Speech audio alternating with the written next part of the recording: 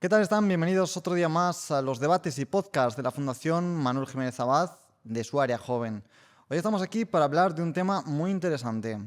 40 años después de la aparición de los primeros casos del VIH, que originaron una de las mayores pandemias en nuestra sociedad, las grandes campañas de prevención en torno al uso del preservativo han perdido su eficacia inicial, en gran medida por la pérdida del miedo a las infecciones de transmisión sexual, las ITS. Según el informe de vigilancia epidemiológica del Ministerio de Sanidad, los casos de clamidia se han triplicado desde el año 2026, mientras que los de gonorrea se han duplicado desde el año anterior. Los de sífilis se han multiplicado por 10 desde 2001. Las tasas más altas se registran en las edades comprendidas entre los 20 y los 24 años, pero la clamidia también afecta a las mujeres entre los 20 y 24 años. Actualmente ha habido una gran revolución biomédica, con grandes avances científicos, en el tratamiento de la infección que ha permitido que una gran carga viral indetectable sea además intransmisible. Además de mejoras en la prevención, como es el caso de la PrEP y la PEP, que más en detalle profundizaremos. Estos avances tienen grandes y claras implicaciones sociales y un fuerte impacto en los jóvenes, ya que reduce drásticamente el estigma y esa xerofobia que existía en torno al VIH. Por otro lado, disminuye bastante el miedo a exponerse al virus, permitiéndoles tener relaciones afectivos sexuales con un temor algo menor de transmisión, pero no siempre igual. Para eso nos acompaña Darwin Cerpa, que es técnico en prevención y educador PAR en OMSIDA, miembro de su junta directiva e integrante de la ejecutiva de CESIDA como vocal. Patricia Alcami Aguado, estudiante sexto año de Medicina en la Universidad Autónoma de Madrid, coordinadora nacional saliente del Comité Permanente de Salud Sexual y Reproductiva, Sexualidad, VIH y otras ITS, de IMSA Spain, la Federación de Asociaciones de Estudiantes de Medicina para la Cooperación Internacional, y miembro de honor en esta. ¿Qué tal? Muchas gracias por venir, porque además estudias y trabajas en Madrid, así que gracias por estar aquí en el Palacio de la Aljafería, en la sede de las Cortes de Aragón. Y por último tenemos a Alejandro Laguardia Sipán, estudiante de cuarto año de Medicina en la Universidad de Zaragoza, coordinador local de Salud Sexual y Reproductiva como LORSA de IMSA Zaragoza, asistente del equipo nacional de SCORSA de IMSA Spain. En primer lugar, vamos a centrarnos en Alejandro y Pati por sus conocimientos en medicina para que nos cuenten en detalle qué implica tanto la PrEP como la PEP que en la introducción hemos expuesto. Y queremos conocer también ese impacto en la sociedad en general. Pero previamente, para aquellas personas que nos escuchen o que nos vean, ¿qué es el VIH y qué es el SIDA? Bueno, lo primero de todo, muchísimas gracias por la invitación. Me hizo mucha ilusión y la verdad es que es un honor estar hoy aquí con vosotras. Pues bueno, si no, la eterna pregunta, ¿no? ¿Cuál es la diferencia entre el VIH y el SIDA? Muchas veces usamos estas siglas, ¿no? Entonces, lo primero de todo quería explicar un poco, ¿no? Pues que el VIH es el virus de la inmunodeficiencia humana, o sea, es decir, es el virus que luego, en el caso de que esté dentro de una persona y no se trate, termina causando una inmunodeficiencia, que es lo que se llama el síndrome de inmunodeficiencia adquirida o el SIDA. Entonces, nos podemos hacer la pregunta, ¿todo el mundo que tiene VIH tiene SIDA? Bueno, pues eso no es así. Porque una cosa es tener la infección y otra cosa es desarrollar la enfermedad, ¿no? Que eso es un proceso bastante largo. Entonces, ¿cuándo decimos que una persona tiene SIDA? Bueno, pues los criterios diagnósticos que se utilizan en medicina son dos. Uno de ellos son el número de linfocitos CD4 que tenga la persona, que son, digamos, como las células que el virus va a entrar y va a estar dentro de ellas y son las que va a estar destruyendo. Entonces, por eso nos sirve saber qué niveles hay para ver como qué grado de inmunodeficiencia hay. Los linfocitos son las células del sistema inmune que se encargan de, cuando hay una infección, activarse para atacarla. Entonces, claro, este virus tiene como esa cosa que ataca las células que tendrían que defendernos frente a los virus. Entonces, ahí es lo que tiene un poco de ingenio este virus. Entonces, bueno, cuando la cifra de linfocitos TCD4 es menor que 200, es cuando solemos decir que una persona ya se encuentra en fase SIDA. O también otro de los criterios que hay son las enfermedades definitorias de SIDA, que son o algunas enfermedades oportunistas, que son aquellas que están causadas por microorganismos que per se no suelen afectar a las personas que no tienen una inmunodeficiencia, pero en el caso de que tu sistema inmune no sea capaz de atacarles, pues es cuando ya veríamos que está en ese grado de inmunodeficiencia. Y luego también algunas enfermedades oncológicas, como es el sarcoma de Kaposi. Entonces, o por la cifra de los linfocitos o por las enfermedades que también puedas desarrollar, es cuando ya se dice que está en fase SIDA. Pero no es lo mismo el VIH que el SIDA. Muy aclarado este concepto. un gran e importante marco de partida para realmente saber de lo que estamos aquí hablando en este tema. Hemos profundizado en la introducción de la PrEP y la PEP, pero ¿de qué estamos hablando? ¿A qué nos referimos con estas dos revoluciones en la prevención del VIH y por qué son tan importantes desde el punto de vista médico?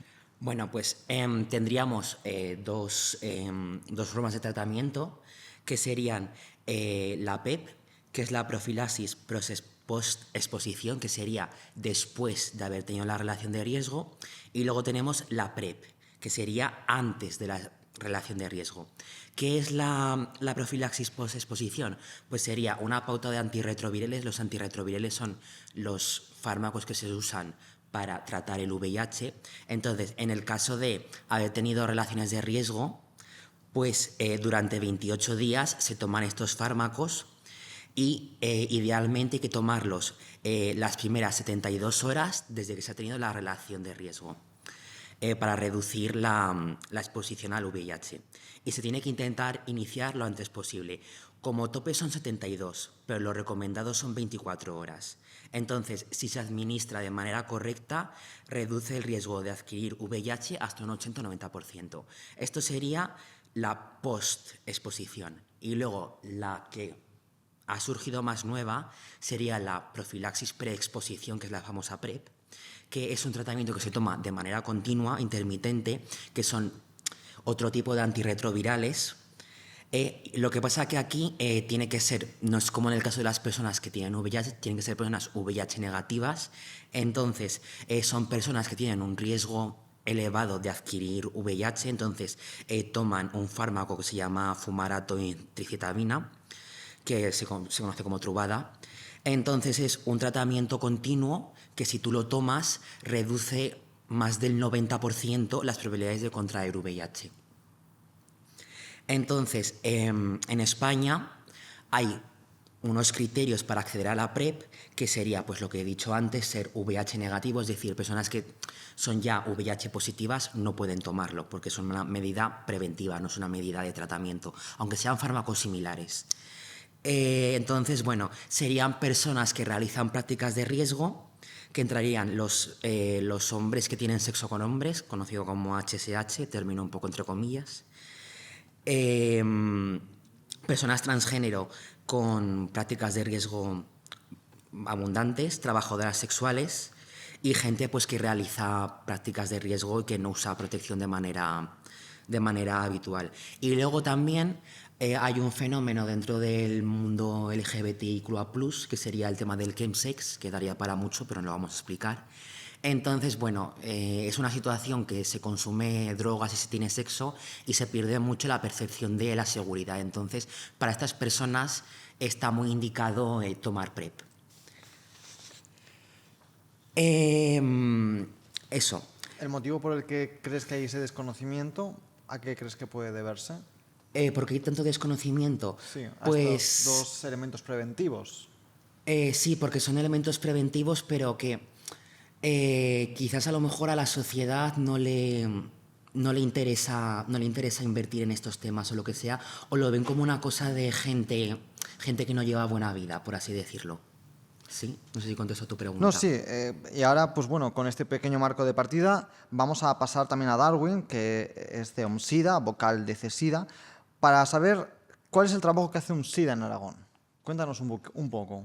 Bueno, primero que nada, muchas gracias por la invitación. Es un honor estar acá. Alejandro, Patricia y Carlos, muchas gracias. Y bueno, antes de mencionar el trabajo que hacemos desde ONSIDA, para aquellas personas que no nos conocen, bueno, hablar un poquito, una pincelada de lo que es ONSIDA. ONSIDA es una asociación sin fines de lucro que trabaja en Aragón desde hace ya 30 años.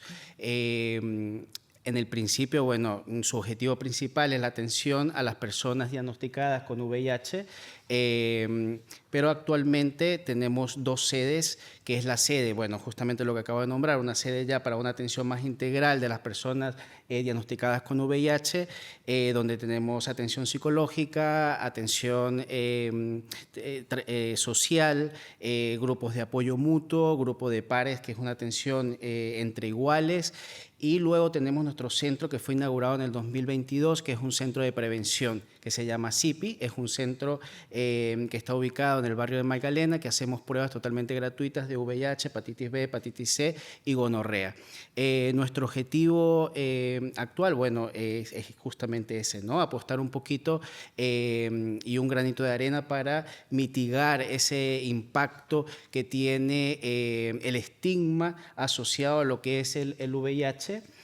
Porque, bueno, cuando hablamos de VIH ya no es lo mismo como si habláramos en los años 80, en los años 2000, ya el virus dejó de ser eso, pero todavía digamos, no sé si sería la palabra correcta, pero desde mi opinión personal sería un mal que todavía vivimos, que es el estigma asociado a esto. Luego profundizaremos específicamente en el estigma, si consideráis que sigue existiendo, si creéis que se habéis superado.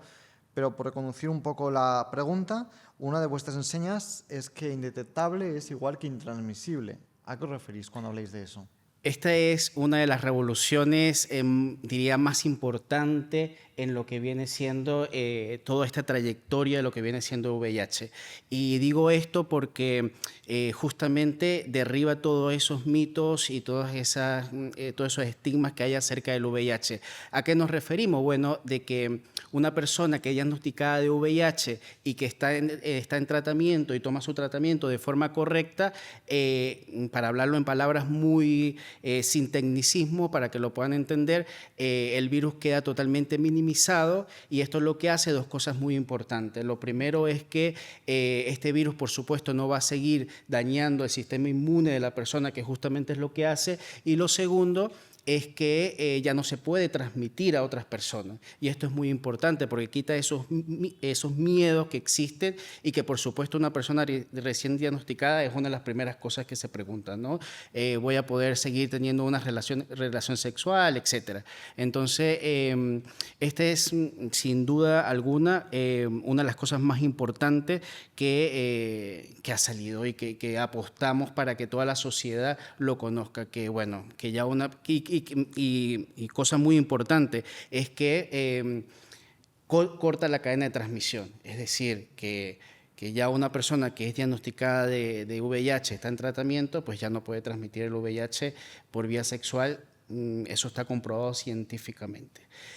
No es que lo digamos nosotros o que se diga, sino que eso es un estudio bastante amplio, que es un estudio que se hizo en toda Europa, el estudio Partner, donde participaron parejas serodiscordantes. Bueno, para aclarar este concepto, pareja serodiscordante es una persona que tenga VIH y otra no, y mantuvieron relaciones sexuales por más de 8 años, más de 1000 parejas.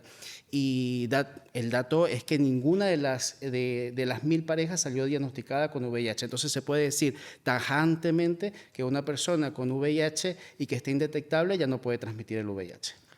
Y la forma de comunicar este tipo de hallazgos, de noticias, ¿qué forma de comunicar tiene UNSIDA para que esto lo sepa la población? ¿Tenéis alguna campaña especializada para la población en general, para los medios de comunicación? Sí, por supuesto. En todas las campañas que realizamos, este mensaje tratamos de llevarlo, tanto desde la Coordinadora Nacional CECIDA como desde nuestra entidad acá en Zaragoza, en Aragón, que es UNSIDA. ¿Cómo lo hacemos? Bueno, evitando, llegando a la población con manera natural, saliendo a las calles, hablando de tú a tú, es decir, explicando qué significa indetectable igual a intransmisible, mediante el arte, mediante inclusive la música. ¿Mediante el arte? ¿Hacéis algún tipo de concierto, algún tipo de actividad lúdica? Sí, sí, por supuesto. Justamente este 1 de diciembre, bueno, que ya viene varios años anteriores también, hemos hecho lo que es el arte positivo.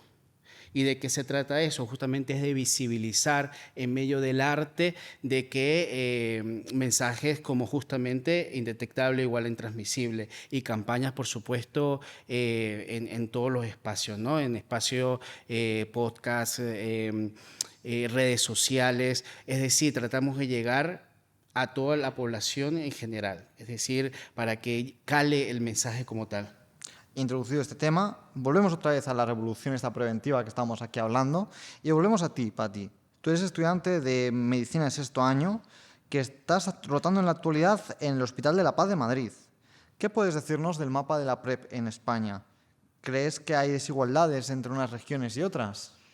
Bueno, pues gracias por la pregunta, porque la verdad es que es una de las cosas que pasó que en 2019 es cuando se empezó a financiar la PrEP en España.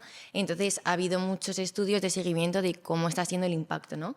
Y lo que se ha podido ver en varios estudios es que donde más ha llegado el uso de la PrEP ha sido en las grandes ciudades, especialmente en Madrid y en Barcelona, mientras que en ciudades medianas y pequeñas no se está tomando tanto. Y eso sí que se ha visto que no, o sea, en las ciudades como Madrid y Barcelona está disminuyendo las tasas de nuevos casos de VIH gracias a la PrEP. En cambio, en las ciudades medianas y pequeñas, como no se está usando tanto en estos colectivos que hemos mencionado, o sea, que tienen como prácticas de riesgo, pues no se ha visto como ese descenso de nuevos casos, pese a que ya esté como financiada la PrEP en España. Entonces, eso se ha visto que lo que hay que hacer es hacer muchas campañas, tanto para el colectivo sanitario como para la población general, para promover que se empiece a tomar la PrEP a aquellas personas que estaría indicado. ¿Crees que se debe a eso, a que puede haber un fallo de comunicación, una forma de no llegar a la población para que las personas lo sepan? Sí, efectivamente, en los estudios que me he estado mirando es lo que dicen, que es como que falta un poco como que también la gente sea consciente de tanto personal sanitario como población de que es una herramienta que tienen que tienen acceso a ella para poder cuidar de su salud.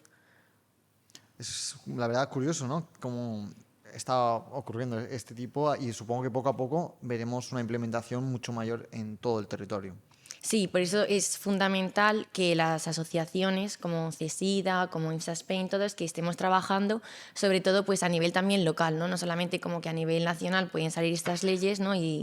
y estos tratamientos, pero lo importante es que llegue a la población y que se creen espacios como este pues para hablar pues de cómo conseguirla, la importancia de tomarla, ¿no? Entonces pues eso es lo que más se ha visto y sobre todo pues también por el tema del estigma, ¿no? Que es verdad que hoy en día pues hablar de VIH sigue siendo... Profundizaremos a continuación en ese punto en concreto, perfecto. Porque creo que es un punto muy relevante, pero antes querías comentarnos la primera PrEP que era inyectable, ¿no? Que se puede administrar cada 6 meses. Cuéntanos un poco al respecto. ¿Cómo de revolucionario puede ser ese avance y de qué fármaco estamos hablando, de qué elemento estamos hablando? Pues mira, afortunadamente para avances de la medicina, una de las cosas que pasa es que digamos que no se puede hacer una vacuna frente al VIH, porque es un virus que bueno, muta mucho, entonces tiene como una carga viral, o sea, una secuencia bastante distinta, y como afecta al sistema inmune, es muy difícil que tu propio sistema inmune sea el que ataque a ese virus. Entonces es por ello que la PrEP y con el concepto de indetectable es igual que intransmisible es a lo que se ha visto que es lo que está haciendo que se reduzcan todos los nuevos casos y es lo más parecido, digamos, a lo que podría haber hacia una vacuna. Entonces el problema es que la toma diaria de una pastilla, digamos que la persona lo tome todos los días es mucho más difícil a que sí puede ser una cosa que sea como un pinchazo cada 6 meses. Entonces ahí pues afortunadamente hay una nueva formulación del lenacapavir que ha sido autorizada en Europa hace unos meses, que es una inyección cada 6 meses subcutánea. Y bueno, hay muchos estudios que avalan como la eficacia de ello. Se hizo uno en África, en mujeres africanas, en 2100 mujeres cisgénero, que se las siguió durante mucho tiempo con este tipo de tratamiento y el 100% de ellas, o sea, ninguna de ellas contrajo VIH, o sea que tiene una eficacia del 100%. Y luego se hizo un estudio en hombres cisgénero y en otras partes del mundo y solamente 2 de los 2100 personas que se hizo el estudio tuvieron el VIH. En todo caso, hablaríamos de un porcentaje muy alto de éxito. Claro, del 99,9%. Pero sí muy cercano a ese 100%. Claro, muchísimo más alto que la toma diaria. El único problema que se ha visto es el precio de... ¿Conoces el precio más o menos, los importes? Claro, lo que pasa es que ha sido aceptado en Europa hace poco y no se ha puesto el precio en España. Lo que pasa es que hace nada que hubo una reunión internacional de enfermedades infecciosas, dado que en Estados Unidos actualmente el precio por persona que tomase esta nueva inyección era de $28.000 al año, que es un precio que no se puede asumir en la mayoría de los países, pues hicieron un estudio en el que se ve que se podría reducir a $25 por año por persona, lo cual sí que sería un precio bastante asequible para pues los países al menos europeos. ¿De alguna forma en concreto? Bueno, es que aún no se ha visto, o sea, es un estudio como que lo lanzaron, pero aún no ha habido como ninguna farmacéutica ni nada, y bueno, como que el rendimiento para la persona que lo hiciese es de un 30%, o sea que sigue siendo como beneficioso para la empresa que lo hiciese. Entonces, bueno, pues ahora estamos un poco a la espera de que el gobierno de España pues diga si... O sea, aceptada ya está, lo que no está aún es como pues ni el precio, ni si se va a financiar o no en Si se va a España. financiar en todo el sistema de la Seguridad Social. Claro, eso es lo que aún pues se tiene que ver. Y nos vamos a nuestra región, nos movemos ahora a Aragón y hacemos una pregunta a Darwin y a Alejandro para que nos cuenten un poco cuál es la situación de acceso a la PrEP en nuestra comunidad y que nos indiquen los pasos que tiene que hacer una persona joven que esté interesada en iniciar ese tratamiento y el seguimiento médico que puede implicar. Empezamos por Alejandro. Bueno, en Aragón existe la PrEP. Es un protocolo para acceder a la PrEP, pero todavía nos encontramos con bastantes desigualdades. Desigualdades en la información, desigualdades en las esperas para el acceso a la PrEP. Existe un protocolo, este protocolo está establecido acá en Aragón y desde ONCIDA como tal acompañamos al usuario, a la usuaria a acceder a esta información clara, sencilla y que pueda acceder lo más rápido posible. Para una persona joven lo más importante es informarse bien qué es la PrEP. Y esto es importante porque la PrEP no solamente se trata de una pastilla, sino que es una prevención combinada. ¿A qué me refiero con esto? Que detrás de tomar esta pastilla, por supuesto, la persona usuaria tiene que saber que, bueno, que tiene que hacerse una serie de análisis, tiene que ir constantemente a recibir el tratamiento, etcétera. Y todas esas dudas que, por supuesto, puede tener una persona, nosotros la acompañamos. ¿Cuál es el protocolo actual o cuáles son los pasos que debe seguir una persona que desea acceder a la PrEP en este momento en Aragón? Bueno, lo primero es saber que la PrEP está abierta para todas las personas que quieran accederla, siempre y cuando estemos bastante expuestos a adquirir este virus. ¿A qué me refiero con esto? A que si consideramos que estamos en un riesgo alto, por ejemplo, somos usuarios de drogas inyectables, trabajadores o trabajadoras sexuales, tenemos diversas parejas sexuales en el último año, o hemos tenido por lo menos alguna infección de transmisión sexual en el último año, pues estaríamos candidatos o candidatas y sería bueno poder iniciar esta profilaxis preexposición. Y nada, Alejandro, brevemente, antes de pasar al gran tema de la mesa, si existe aún a día de hoy ese estigma al VIH, ¿algo que añadir a lo que ha comentado Darwin? Sí, primero, gracias por la invitación y por aceptarme de nuevo, que por una parte tan técnica no he podido explicarme. Y luego, desde el punto de vista médico, bueno, para empezar, tanto Darwin como Pati y yo pues estamos aquí para romper estigmas. Entonces, de cara al protocolo médico, pues yo voy a decir que soy una persona que toma PrEP. Esto es el fármaco que ha mencionado antes Pati, que es Truvada. Entonces, el seguimiento médico y la forma de acceder sería primero, por ejemplo, entidades como ONCIDA son capaces de derivar directamente al servicio de infecciosas. O si no, a través del médico de atención primaria también es capaz de derivar. Entonces, una vez que se hace esta derivación, ya sea bien por una entidad de VIH como ONCIDA o por un médico de atención primaria, ya se pasa a la consulta de infecciosas y ya el profesional de infecciosas hace una entrevista de valoración, entonces se pide que cumplan los criterios, que son, pues creo que son, por ejemplo, haber tenido más de 10 parejas sexuales en un año, haber tenido una ITS en el último año, tener frecuentemente relaciones sin preservativo y demás. Entonces, una vez que ya da el visto bueno a la profesional, pues lo que se hace es una serología completa para ver que la persona no tiene VIH, porque si tiene VIH no tiene sentido dar PrEP. Entonces, una vez que Claro, ya, por lo que hemos dicho. con lo que hemos dicho, ya ha hecho el tratamiento, pues ya pasa a tomar la PrEP y lo que se hace es un seguimiento cada 3 meses que se le hace una serología completa. Una serología es un análisis de ITS. Entonces consiste en un frotis de las zonas de riesgo que serían orofaringe y rectal y un análisis de orina. Para muestra un botón traigo lo que es el kit que se tiene que hacer una persona cada 3 meses para demostrar que no tiene VIH, y también como la PrEP solamente protege de VIH, estos cribados se hacen para saber si tienes otras ITS. Aunque la PrEP se recomienda usar siempre con preservativo como método complementario. Claro, estamos hablando de que es un método preventivo más. Vamos a la pregunta del millón. ¿Creéis que existe aún un estigma al VIH o creéis que lo hemos superado? Empezamos por al final de la mesa. Pues sí, o sea, el estigma sigue muy presente.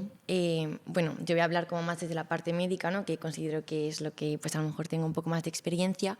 Y la verdad es que, bueno, ya afortunadamente pues en el Hospital La Paz, la unidad de infecciosas y especialmente la de VIH son pues personas maravillosas, y me he podido formar mucho pues como una atención pues de calidad y buena.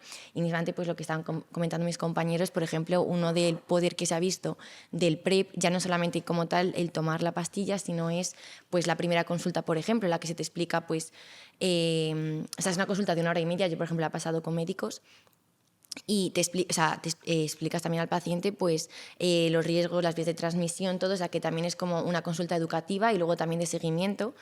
Y luego, pues, por ejemplo, yo tenía experiencias en el hospital de estar rotando en servicios que no tenían que ver nada con infecciosas VIH, y sí que veían a un paciente con VIH, porque bueno, cuando abres la historia clínica de un paciente te aparecen sus antecedentes, y ya pues o hacer comentarios despectivos, ponerse el doble guante, que es como una de las cosas más típicas que tienen que vivir las personas con VIH, que es que los médicos se ponen doble guante aunque no esté indicado, y ni siquiera miró como la carga viral que tenía, que como os he explicado, indetectable es igual intransmisible. Claro. O sea que en esos casos no tendría sentido utilizar medidas extra. De hecho, en ese paciente ni siquiera a mí me dejaron ayudar, por si acaso, y luego, bueno, es que yo estaba en segunda carrera, no sabía tanto de medicina, hoy en día sí que hubiese hecho algo como pues para parar esa microagresión realmente que estás haciendo al paciente por tratarle de forma distinta. Del personal sanitario mayores de edad, muy mayores de edad, que sean, yo qué sé, basándose en lo que fue el estigma histórico, tradicional. No, en este caso esto fue, por ejemplo, con una residente, pero que como ese tema yo hablo mucho con mis amigos y todo, pues sí que ellos también me han contado como casos de otros profesionales dentro del ámbito sanitario, y hay muchos estudios que han hecho dentro de CESIDA en los cuales se ve que uno de los sitios en los que las personas con VIH se sienten más vulneradas y con más miedo es dentro de las consultas, cuando realmente la medicina es donde te tendrías que sentir más seguro, ¿no? Seguro, ¿no? Justo en la consulta médica, donde tengas la confianza de explicar pues tus conductas, quién eres, qué tienes, y nunca pues deberíamos de juzgar los médicos, ¿no? Entonces como que sí que es verdad que luego pues por otro lado no pues hay que contar noticias malas, por ejemplo en el examen mío de infecciosas que tuve el año pasado, pues una de las preguntas era muy claro el que tenías que hacer el concepto de indetectables igual que intransmisible, te iban a pillar si no lo sabías bien. Entonces pues me parece muy bien que como estudiantes se nos evalúe y se nos enseñen conceptos como tan valiosos, ya no solo para el tema del tratamiento, sino sobre todo con el estigma como indetectable es igual que intransmisible. Entonces, en ese aspecto sí que, bueno, se intenta seguir formando a nosotros, pero la realidad del día a día es que hay mucha gente que aún tiene como ese estigma, incluso dentro del ámbito sanitario, que supuestamente estamos formados no para ello. Alejandro, ¿algo que complementar a lo que ha dicho pues, Pati? Como mi compañera Pati ha hablado del entorno sanitario, yo voy a hablar de la sociedad en general. Entonces, bueno, el estigma del VIH se llama serofobia, y la serofobia es algo que está en todos los ámbitos posibles. Lo podríamos definir también en el mundo convencional. Por ejemplo, creo que he oído empresas en Estados Unidos o lo que sea que piden a sus trabajadores analíticas de VIH para saber si tienen un VIH, cuando es una cosa totalmente privada o lo que sea. O, por ejemplo, en el trabajo también, en el mundo de la medicina, por ejemplo, si te dedicas a quirófano o lo que sea, hay estigma también a ser, por ejemplo, anestesista o cirujano, lo que sea, con VIH, por si sangras y puedes transmitir el virus.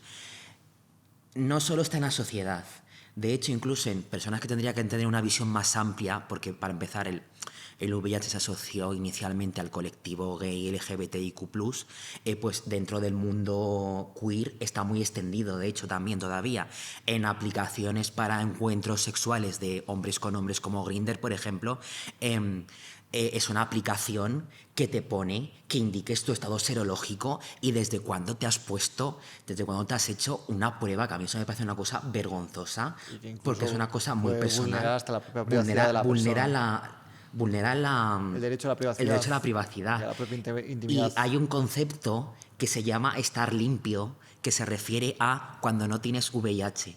Entonces, incluso dentro del propio colectivo en el que más ha afectado el VIH, está muy arraigado esto. Entonces a mí me parece Una forma de muy criminalizar fuerte, o muy incluso fuerte. culpabilizar a la persona. Sí, culpabilizarlo todavía. Un colectivo que ya de por sí está culpabilizado, culpabilizarlo más todavía. Darwin, ¿alguna cosa más que añadir Sí, al respecto? bueno, para añadir, porque estoy totalmente de acuerdo con lo que dicen mis compañeras. Nada, acá una reflexión, y es que esto tenemos 40 años. 40 años que han pasado con el tema del VIH. Y en la ciencia hemos avanzado tanto de que, bueno, que ya una persona con VIH puede vivir totalmente normal, como cualquier otra persona, que el VIH no te define como persona, pero en el tema de la educación como tal no hemos quedado pasos atrás. Y yo esto me sorprendo y me sorprendo, pero negativamente. ¿Por qué? Porque no estamos apostando a la educación sexual de verdad, de decir, esto es una realidad, esto está, y que nos puede pasar a cualquiera, independientemente de nuestra sexualidad o de nuestro, sí, de nuestro entorno, o sea, seamos ricos, pobres, etcétera, nos puede pasar a cualquiera. Entonces, claro, el VIH no nos duele, porque tener VIH, los que tenemos VIH, pues en absoluto nos duele tener VIH. Lo que sí no nos duele es esas malas miradas, como lo decía Patricia, tal vez ir a una consulta y que tú veas que ese médico que te está atendiendo o esa enfermera que te está atendiendo se coloque doble guante. O que, ¿sabes? Mira, yo siempre he dicho de que ya el estigma no es ese estigma de los años 90, 2000, que te juzgaba y te señalaba directamente. Ya ese estigma es disfrazado de corbata. Es que hay que hablarlo así. Ya es un estigma disfrazado de corbata que ya no te insultan, sino que te miran y como que se... ¿Vale? Entonces, ahí tenemos que poner el ojo y tenemos que seguir con la educación. Estos espacios, por ejemplo, son súper importantes porque llegamos a la población que necesita saber esto, que tal vez que no nos enseñan en los colegios, etcétera, y que viendo esto en la internet, pues tienen un poquito. Entonces, este es el mal, que yo lo llamo el mal del siglo XXI y que es el mal que tenemos que seguir apostando. ¿Y cómo se derriba esto? Bueno, simplemente la fórmula es súper fácil. Más educación, menos estigma. Tú eres técnico de prevención, educador para INOMSIDA. ¿Cómo es tu día a día? ¿En qué consiste? ¿Cuál es la labor que haces? Vale, mi día a día es súper diverso, bastante diverso. Estoy en mi rol como técnico de prevención, estoy en el centro que les nombré, el centro CIPI, que bueno, lo conocéis, Alejandro, que uno... Me he hecho pruebas ahí muchas veces. De nuestros voluntarios. Me derivaron a la PrEP. Sí. Y bueno, mi rol ahí justamente es hacer las pruebas, pero más allá de hacer las pruebas es el educar. Y yo siempre he dicho que detrás de una prueba es una vida que se salva. Y eso es súper importante y que yo me siento súper emocionado y que de verdad se me hace... se me para porque es que es súper gratificante cuando llega un usuario o una usuaria con tantas dudas, con tanta desinformación y que tú aparte de eso le informe y ya te diga, bueno, es que un abrazo y que se vaya con esa información, que diga, bueno, ya... Sí, o lo de los 2 besos también, ¿no? Que también es otra de las propuestas que tenéis vosotros, era que darse 2 besos, que no pasaba nada. Exactamente. Y sí, porque por beso no se puede transmitir el VIH. Es una forma también más de romper esos posibles tabúes o esos posibles rechazos, ¿no? Haciendo que cosas cotidianas se pueden realizar sin ningún problema, sin ningún peligro, ¿no? De que las personas se pues enfermen o que les puedas transmitir la enfermedad. Eso es. Entonces, mi rol como técnico de prevención justamente es esto, buscar mecanismos y estrategias bastante dinámicas y que puedan calar y llegar a los jóvenes y luego salir a las calles también, que esto es súper importante. Hacemos mesas informativas, estuvimos presentes en el Vive Latino, estuvimos presentes en el Espacio City, que son actividades o eventos que se han realizado acá en Aragón muy recientes y que hemos estado en esas mesas informativas realizando dinámicas como, por ejemplo, dinámicas verdad y mito, que las personas van, juegan y aprenden y se llevan una información, y luego también charlas en institutos, en universidades. Vamos, por ejemplo, a la Universidad de Zaragoza, vamos a cursos como en la San Jorge en psicología y enfermería, donde vamos a hablar sobre el VIH, hablar sobre el estigma y todo esto. Luego, mi rol como educador PAR va más del trabajo individual, del tú a tú. Ese trabajo donde compartimos experiencias similares y conectamos y nos ayudamos mutuamente. De acuerdo. Dentro de lo que es IMSA, ¿qué papel tienen asociaciones como IMSA? Os hago la pregunta también por aquí. Bueno, Vale. ¿empiezas tú, empiezo yo? Bueno, yo, tanto Patti como yo, pues pertenecemos a IMSA Spain, que es nuestra federación. Yo el año pasado tuve la suerte de ser asistente de Patti, que ha sido una de las mejores experiencias de mi vida. Y eso, a nivel nacional actuamos como federación, pero yo sería, por ejemplo, la representación de Patti en Zaragoza, que es IMSA Zaragoza. Entonces, IMSA Zaragoza, a nivel local en Aragón, pues lo que hace es cosas parecidas a OMSIDA. De hecho, OMSIDA es nuestro principal colaborador, no nos ayuda a nadie más. Dinero no tenemos, pero con dones sí. Entonces, pues eso, realizamos campañas el 1 de diciembre que nos Unís da sinergias entre OMSIDA Exactamente. Y como soy IMSA. miembro de OMSIDA, es que ya no se sabe dónde termina IMSA Zaragoza y dónde termina OMSIDA. Somos ya lo mismo. Entonces eso, colaboramos mucho. El 1 de diciembre pues van a facultades, pues por ejemplo, ellos me dan a mí el material y el 1 de diciembre hacemos las mesas que hacen ellos en la Facultad de Medicina. Pues vamos a El aprovechar 1 de diciembre, que es el día pequeña del cuña VIH. para las personas que nos escuchen, que nos vean. Que es el Día Internacional del VIH. Sí, y que tenemos actividades muy lúdicas. Como primicia vamos a traer este 1 de diciembre un cortometraje que se llama Piruletas. Piruleta es un cortometraje que habla desde el humor, desde la inocencia también, pero que deja ese mensaje de romper el estigma. Entonces están totalmente invitados a verlo. Van a ser 2 proyecciones, una de 12 a 1 y luego de 4 a 6, donde en el Centro Joaquín Roncal. Luego este cortometraje es 12 minutos, pero vamos a hacer un coloquio también donde vamos a debatir entre todos los asistentes un poquito sobre esto. Creo que Patricia tuviste oportunidad de verlo y es súper bueno, así que súper invitado. Pati también quería comentarnos un poco de Scorsa. Sí. Bueno, las siglas de Scorsa nos las puedes Bueno, trasladar a la jefa. y explicar un poco en qué consiste y cuál es la labor que hacéis. Nosotros estamos dentro de una federación internacional de estudiantes de medicina que nos permite estar conectados entre estudiantes de prácticamente todas partes del mundo, lo cual es algo muy bonito porque pues, la forma de ejercer la medicina depende también mucho pues, de la cultura, de los recursos, de todo. Entonces esto nos permite estar conectados.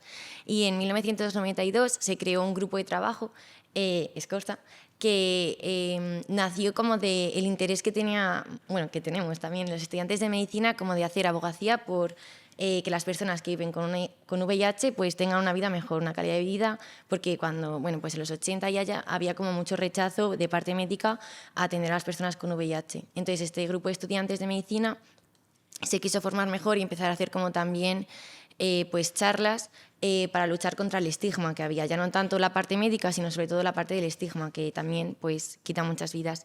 Entonces, pues actualmente también hacemos como otros trabajos relacionados con la salud sexual y reproductiva. Y también quería mencionar como que parece que todo el rato he hablado de cosas muy técnicas, pero que una cosa que me encanta que ha mencionado Darwin es que las personas que viven con VIH son personas y realmente lo que más ves son el miedo. O sea, yo cuando estuve de voluntaria en ACAS, que es también forma parte de CESIDA en Cantabria, las personas que daban las noticias de los resultados de VIH eran psicólogas, porque sabían que el impacto emocional que tiene ser VIH positivo era mucho mayor que la parte médica. Ya luego ibas a tener un seguimiento con un médico, pero en ese momento era un momento muy duro. Claro, Y- porque tanto para Darwin como para vosotros, ¿cómo es ese diagnóstico para una persona? Porque entiendo que sea un cruce de emociones, además del posible miedo de transmitírselo a sus seres bueno, a su pareja o a las parejas con las que haya estado antes, también a su entorno, ¿no? A sus amigos, a sus familiares. ¿Se dice? ¿No se dice? ¿Me lo guardo para mí dentro? Igual que pasan otro tipo de circunstancias que sí que se exponen y que sí que se busque ese apoyo de nuestra red familiar, este tema igual ya no se exterioriza tanto, ¿no? Por el miedo a el qué dirán, o la propia culpabilización o la propia criminalidad. ¿Qué tenéis que contarnos al respecto?